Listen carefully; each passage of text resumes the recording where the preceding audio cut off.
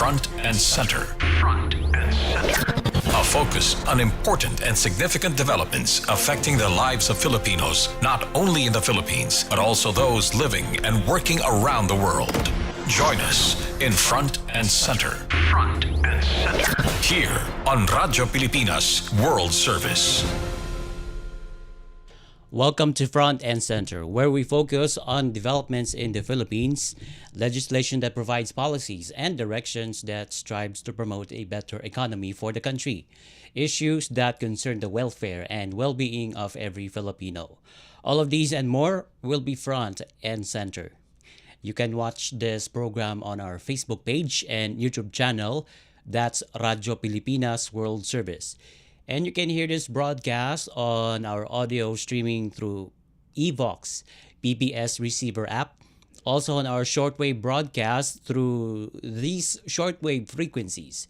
And that's 12.020 megahertz, 15.640 megahertz, and 17.665 megahertz. This is your host, Jerome Toledo. Let's begin Front and Center on Radyo Pilipinas World Service. Front and Center. Front and Center. Here on Radyo Pilipinas World Service. The discussion for today's episode of Front and Center will focus on the Philippines and China relations. You know, we had an interview last time with Professor Lucio Bito III regarding the possible reset of Philippines-China relations amid the oil crisis that is happening here in the country, and that is due to the ongoing Middle East crisis that is currently happening between the United States and Israel versus Iran. And right now, this morning in this episode of Front and Center, we're going to discuss about the initial exchanges between Manila and Beijing as the two countries conducted bilateral consultation meeting and also the foreign consultations meeting as well. So these are two events that took place between Philippines and China because they, as mentioned, they conducted initial exchanges on a potential oil and gas exploration in the South China Sea. And that's nearly 4 years since previous talks were terminated in 2022. And that subject was raised at the just concluded bilateral consultative mechanism or BCM on South China Sea meeting in Fujian, China on March 28th. So that's on a Saturday. And in a statement that was released by the Foreign Affairs Department, they said that both sides, Manila and Beijing, took note of the progress made in other possible areas of cooperation to increase confidence in the maritime domain, including Coast Guard to Coast Guard communication. So that talks about the China Coast Guard and the Philippine Coast Guard, and ocean meteorology. And also the two sides, Manila and Beijing, had frank and thorough exchange of views on the situation in the South China Sea, where Manila firmly reiterated its position and raised concerns as well over China's action that have disrupted lawful activities and posed risks at sea. So that's what the Philippines' position state there. And the Foreign Affairs Department added that the Philippines emphasized the need for diplomacy and communication for managing differences at sea, particularly in the West Philippine Sea, and upholding international law, particularly the 1982 UNCLOS, or the United Nations Convention on the Law of the Sea, and the 2016 South China Sea Arbitral Award. And the BCM was held back-to-back with 24th Foreign Ministry Consultation, or FMC, and were both led by Foreign Affairs Undersecretary Leo Herrera Lim, or rather Philippine Foreign Affairs Undersecretary Leo Herrera Lim, and Chinese Vice Foreign Minister Sun Weidong.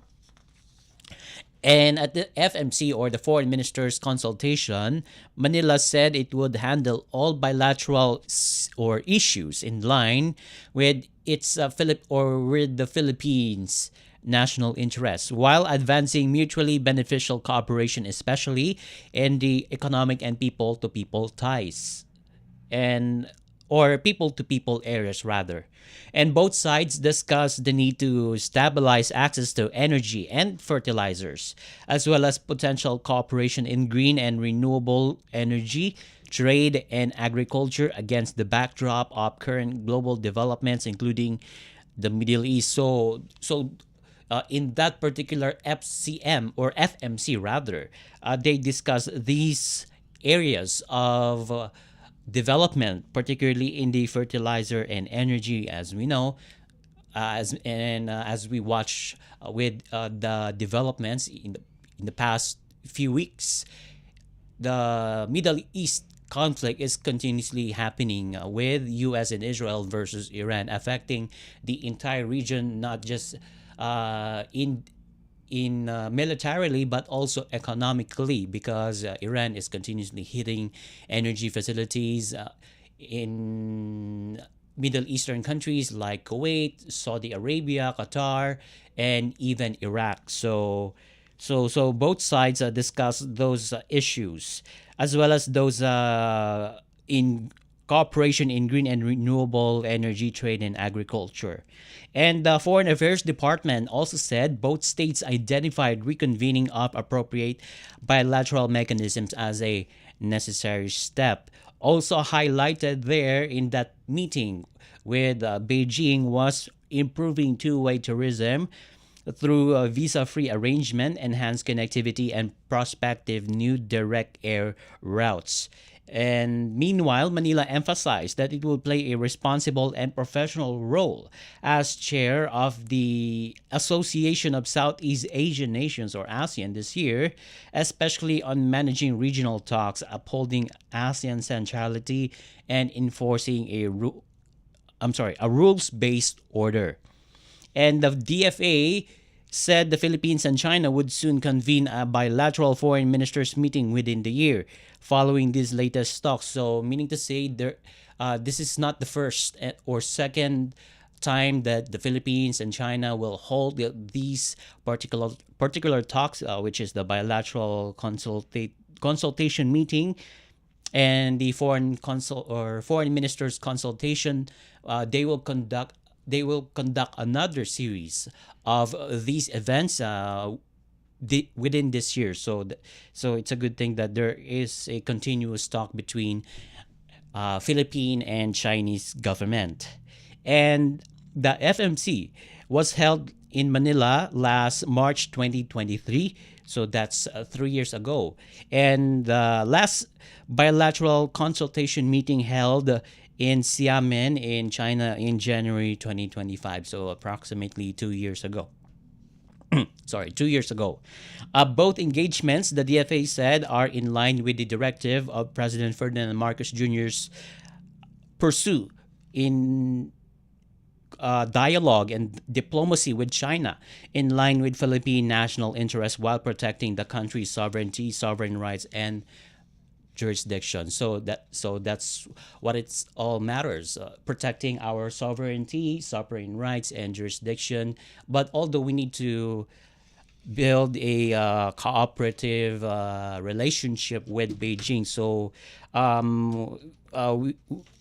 with that, we're trying to get some insights from a international studies expert regarding that particular meeting between Manila and Beijing. So we would like to know how the Philippines can or can the Philippines rather pursue joint exploration with China, or are there any risk of is there a risk that entering into joint exploration in some topics about that surrounds the BCM and the FMC that we've just conducted with China. So, is there any risk or possible threats or whatsoever? So, we will be asking these questions to our guest for today, an international studies expert. And at the same time, since this cooperation centers centers on the energy stability. So would that cooperation realistically lower energy cost, or and also how influencing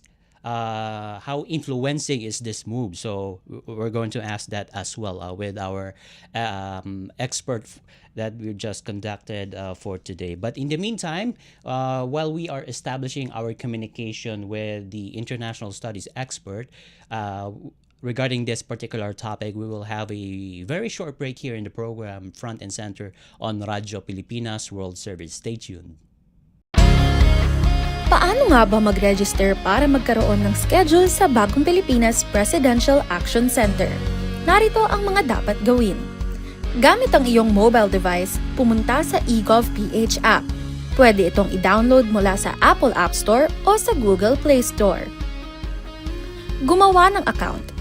Ilagay ang email address, valid mobile number, pagkatapos ay makakatanggap ka ng one-time code sa iyong email. Gamitin ang code sa eGov app para sa verification ng iyong account at ng mga impormasyong ibinigay. Congratulations! Meron ka ng eGovPH app account. Pwede mo na ma-access ang iba't ibang serbisyo ng gobyerno kabilang ang mga serbisyo sa Bagong Pilipinas Presidential Action Center. Mabilis ang trivia, dagdag talino. Heto na ang Dagling Kaalaman. Akala mo ba may mga pagkaing zero calorie o negative calorie na nakakatulong sa pagpapapayat? Hindi pala totoo yun. Ang idea raw, mas maraming energy ang ginagamit ng katawan para tunawin ang pagkain kaysa sa calories na makukuha rito. Pero ayon sa pag-aaral ng mga researchers sa University of Alabama, kahit mga pagkain tulad ng celery at watercress ay may mas mataas pa ring energy content kaysa sa energy na ginagamit para tunawin ang mga ito. Ibig sabihin, walang magic food para pumayat. Mas epektibo pa rin ang balanced diet, pagkain ng whole foods at ehersisyo. Kaunting kaalaman na malaking dagdag talino. Abangan muli ang susunod na Dagling Kaalaman.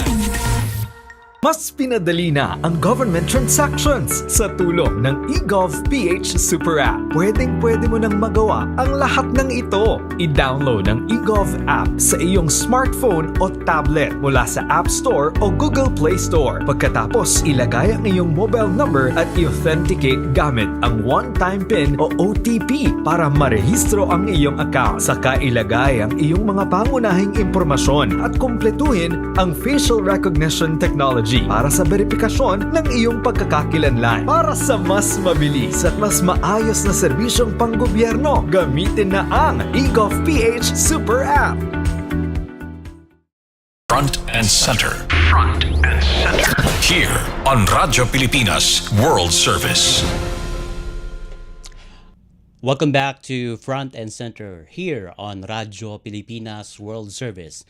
Still with me, Jerome Toledo, and earlier, as mentioned, we are going to be discussing about the initial exchanges between the Philippines and China on a potential oil and gas exploration in the South China Sea, because nearly 4 years since previous talks were terminated in 2022. So just a recap, in that bilateral consultation meeting, or BCM, and also the foreign ministers consultation that was conducted on March 28th, Saturday, issues were discussed, such as the energy and the energy and fertilizer issues. That's one of the discussion, and also the potential cooperation in green and renewable energy, trade, and agriculture, because that's amid the ongoing crisis there in the Middle East. So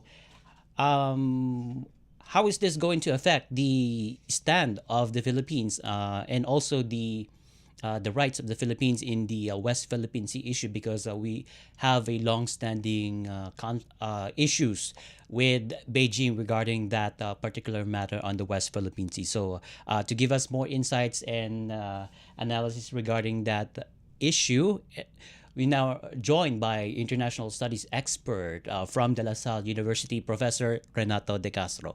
Good morning, Professor De Castro. Thank you so much for joining us in the program, Front and Center on Radyo Pilipinas World Service. Good morning, Jerome. Good morning to our listeners. Okay. I would like to, before I head to my questions for today, Professor De Castro. So, what's your reaction on President Marcos Jr.'s statement that there's a possibility of a reset of ties between Manila and Beijing? We have to understand the context. I believe he was being interviewed by Bloomberg Yes. when he mentioned. Yes, that's right. So we have to understand the context.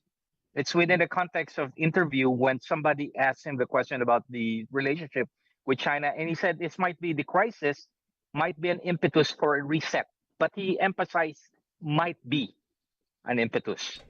So in a way, he's simply reacting to an interview regarding the possibility of a reset in the Philippine-China relation in the light of the crisis, energy crisis generated by the current war in the Middle East. Okay, so yeah, it's just a response only, as you mentioned, Professor De Castro, on the question that whether Philippines is open to have talks with China.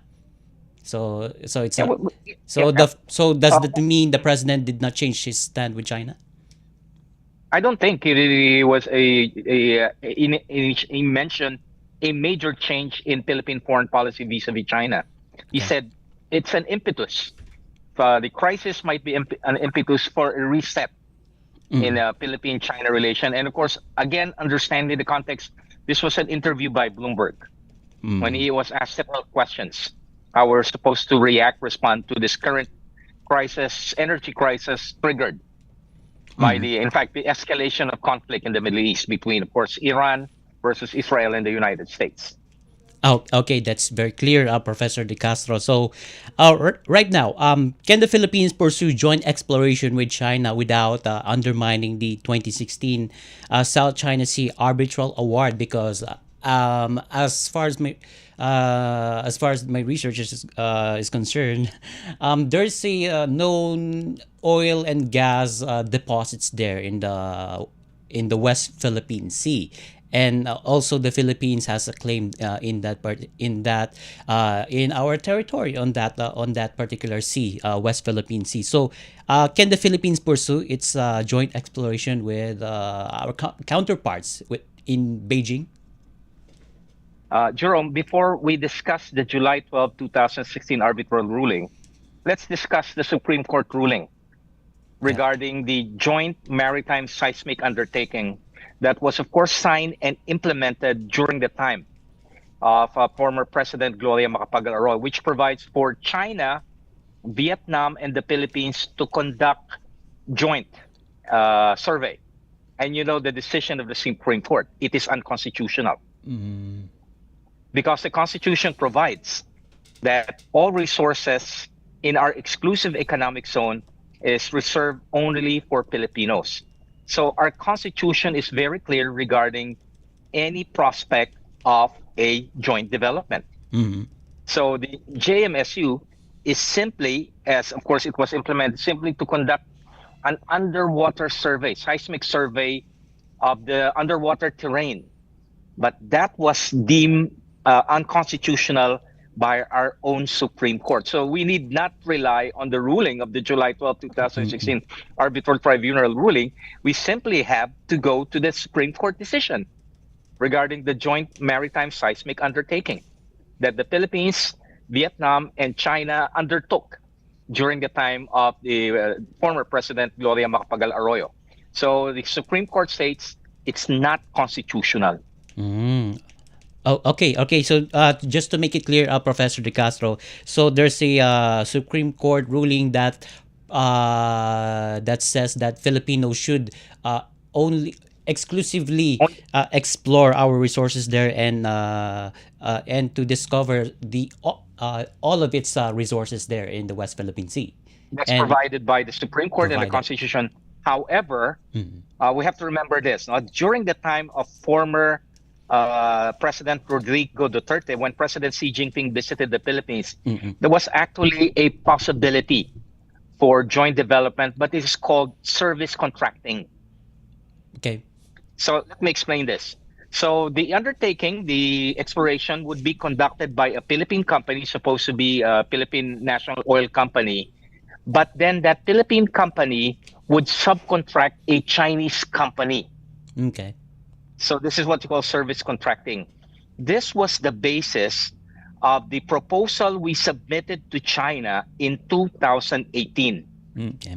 when President Xi Jinping visited Manila in November 2018. This was the brainchild of Secretary Teodoro Locsin to basically prevent him from being, charged in court. So he's a lawyer. Mm. He's a very good lawyer, former Secretary Locsin. Mm. So what we did was to submit to China that notion of service contracting. PNOC would negotiate with a Chinese oil company. I forgot the name of the Chinese. So it will be a deal between two companies. No, but of course, we will give the Philippine government will give the contract to PNOC. PNOC will just Yeah. service contract a Chinese company. So in a Okay. way, it's a joint development, but it will be under Philippine law. Okay. This was, of course, the Chinese. When the Chinese received our proposal, the Chinese government sat on it for 3 years during the pandemic. This was submitted in 2018. They sat on it. So when we have a change of government, Secretary Locsin basically said, nothing came out with our negotiation with China. So probably it will be the current administration that will undertake the joint, possibility of this type of joint development. So he terminated it. Okay. Secretary Locsin terminated it, just a few weeks before the Marcos administration took over. Okay. But this model could have basically circumvented the constitutional limitation on joint development. But of course, this was rejected by the Chinese. Oh, okay. All right. So this service contracting that was conducted by the Duterte administration, Proposed. It was proposed. basically It was proposed. proposed. was Yeah, proposed. proposed. Sorry about that. But Proposed. the Chinese government sat on it for 3 years. Mhm. They Okay. sat on it. So So eventually, when negotiating, so yeah, so this is basically a circumventing the Supreme Court ruling that says that or that prohibits foreign entities from exploring our maritime resources there in the West Philippine Sea. yes. Okay. But of course, Chinese government rejected it. Right. Okay. All right. Okay. So basically, Philippines cannot pursue joint exploration with China and to some extent to other foreign countries when we talk about resources. But is there a risk that entering into joint exploration could joint exploration, should this happen, could weaken Manila's legal position in the West Philippine Sea? Definitely, because again, this has never been mentioned by our Department of Foreign Affairs. Once we enter into a negotiation for joint development with China, the Chinese condition is, ever since, of course, this idea came out during the time of the Secretary General Deng Xiaoping in the 1980s. Mm-mm. Before we enter into negotiation with China, China wants the other party, the Philippines, to accept China's undisputable claim in the South China Sea. Okay. So we have to, before we even sit down to negotiate for joint development, you have to accept China's undisputable claim in the South China Sea. Okay. That's non-negotiable from the Chinese position. Oh, okay. All right. Also, can diplomacy and resource cooperation coexist with ongoing maritime confrontations? And also, is that BCM and FMC signal de-escalation, or are tensions likely to persist despite all of these talks that we just conducted? Well, first of all, the negotiation that was conducted last week was a bilateral consultative mechanism. It's an annual, I think annual or biannual. So this is not Yes. new. So this began during the time of the Duterte administration. And usually what will happen here is that China will first declare its undisputable claim in the South China Sea. Then, of course, our diplomats will counter by mentioning UNCLOS and, of course, Yes. the July 12, 2016 arbitral tribunal ruling. So what basically happened is a conversation between the depths, the people. Mm. So it became a ritual. So if you read the statement, even released by the Chinese embassy in Manila, there was nothing substantive that came out. What basically the Chinese emphasize is that Mm. we have to behave properly. The Mm. term they use. We should never challenge their determination. Quoting the Chinese defense minister position, we should not. We should constrain ourselves from challenging China's determination to assert its sovereignty in the South China Sea, West Philippine Sea. Mm, okay. Also, I would like to ask Professor De Castro, do you see any reason why is this issue or is this discussion regarding the Beijing Manila talks are circulating now? This discussion is um, circulating amid the oil crisis that we are facing in the country that's brought by the Middle Eastern conflict. Well, I believe it's a knee-jerk reaction, thinking that we could solve the energy crisis by resetting our relation with China. Okay. Again, it's a knee-jerk. I don't think people simply thought about whether this will actually be a solution and what will be the diplomatic and strategic consequences Okay. of such action. Okay. Well, your crisis is, it's just like you're drowning. So you grab on everything that you think can save you from that situation. But sooner or later, people in government would realize that, for one thing, for example, if we push through with this joint development, how long will it take for us to have a negotiation with China that eventually put this, sign an Yes. agreement, so forth and so on, put in. By the time we start doing joint development, that will be 10 years from now. Yes, that's a long. Probably this crisis might be something, It's already over. will be history.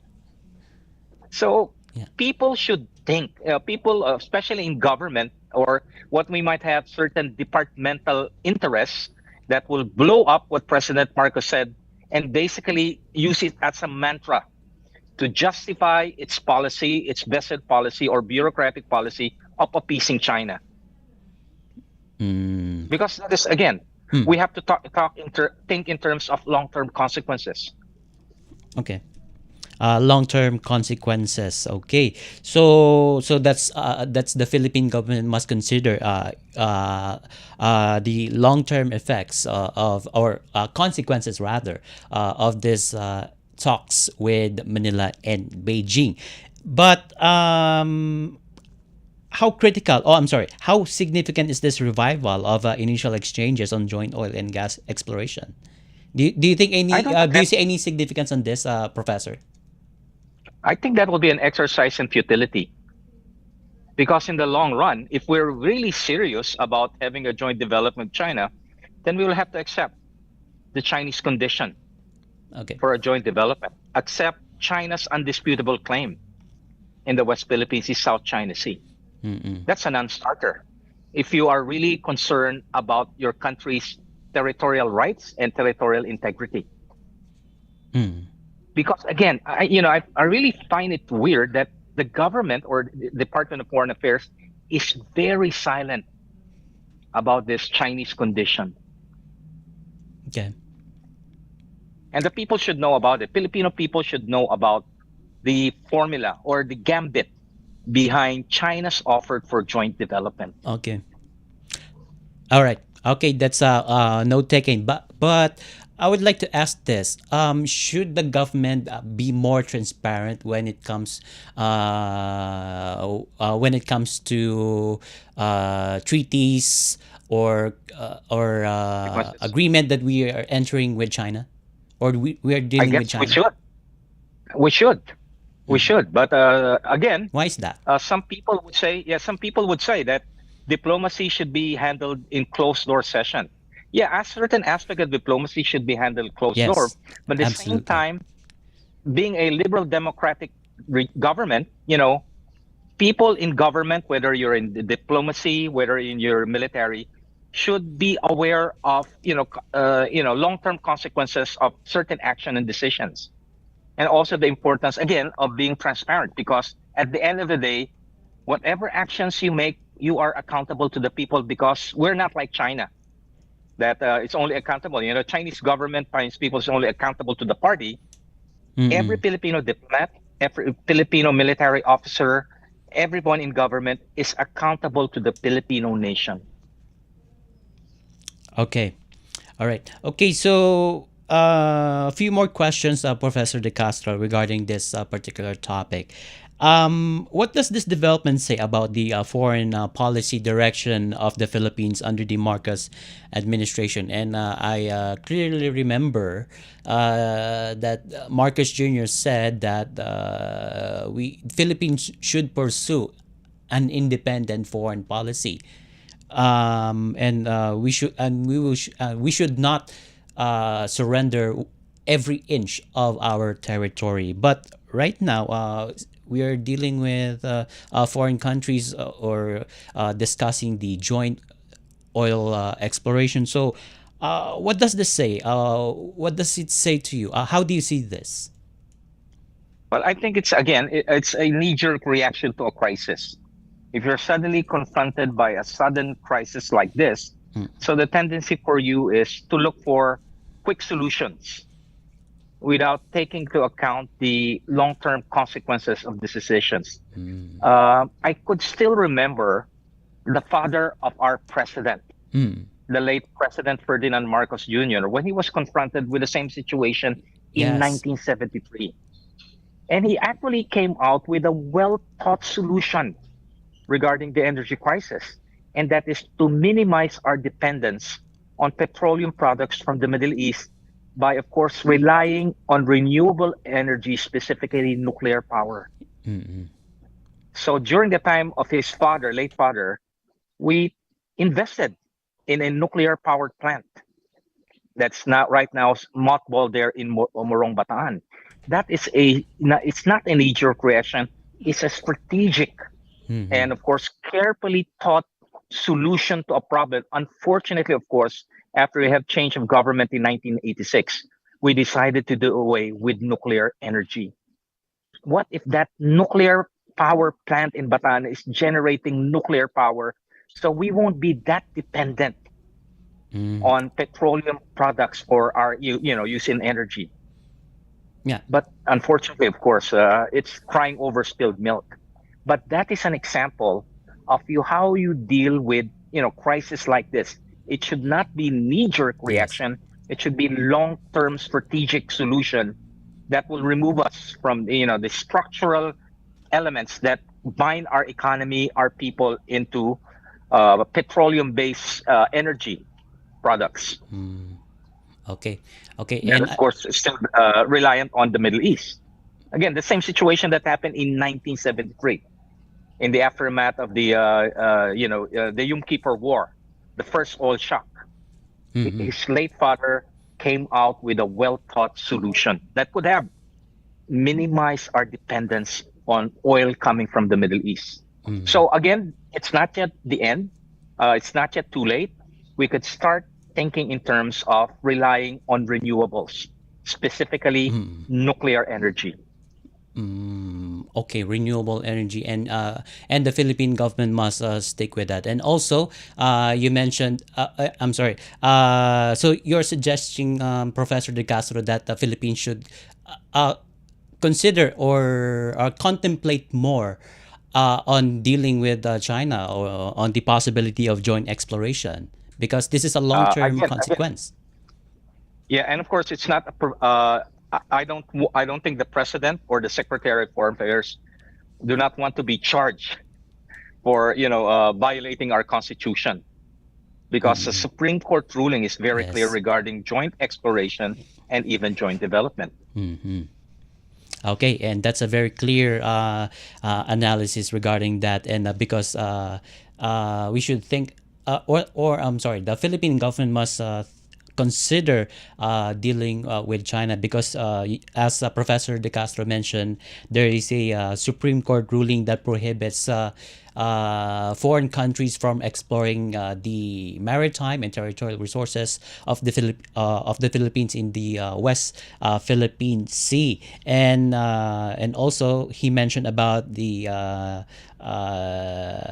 government response regarding that, because it's some kind of a reaction to the Middle Eastern situation there, and Professor De Castro said that the government must think long term when it comes in dealing with the energy crisis that we are experiencing, and we hope the Philippines, or the Philippine government, will consider that particular analysis from Professor Renato De Castro. All right, that was a very interesting discussion with you, Professor De Castro. So that's a very interesting take on this particular situation, or this discussion regarding the BCM, and also of how the Philippine government should address the energy crisis situation. And with that, thank you so much, Professor Renato De Castro, the international studies expert, for joining us in the program. Thank you very much, Jerome. And again, good morning to our listeners, to your listeners. All right. Okay. And okay, we don't have much time left. Okay. So with that, we now conclude this edition of Front and Center here on Radyo Pilipinas World Service, together with our technical team headed by Miss Susan Aison. Also on Warcast and audio streaming, we have Miss Justine Osias. This is your host, Jerome Toledo. Until next time, mabuhay. You have just heard and watched Front and Center. Front and Center. Join us again for another edition here on Radyo Pilipinas World Service. Front and Center.